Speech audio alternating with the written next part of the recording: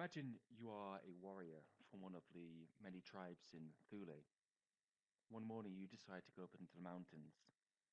There's a lot of trees around you, a lot of different types of trees and vegetation. As you're walking up the mountain, you sense that something is not right. You turn around, but you can't see anything. You carry on walking. A few minutes later, you're attacked from behind. A creature has been stalking you, and it's a cave lion. This cave lion swipes you on the side just below your ribs.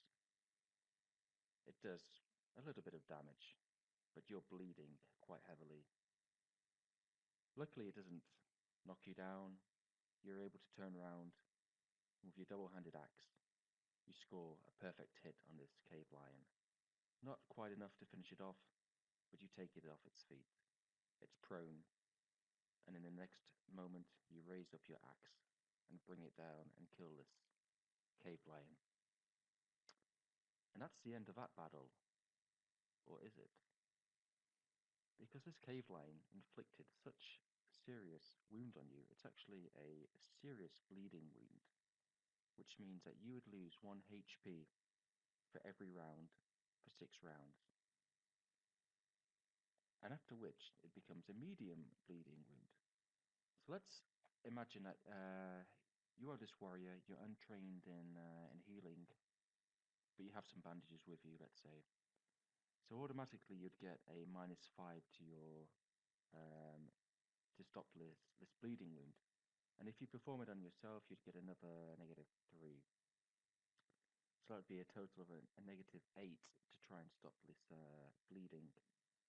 Um, so you'd actually have to score quite highly on the dice to actually stand any chance of lowering the bleeding. So for all intents and purposes, let's say you try to heal yourself, uh, and you actually score let's say a 17 on the dice. I'm going to take it away an 8. That gives you a result of a 9. So you don't worsen the bleeding, but you don't actually make it any better either.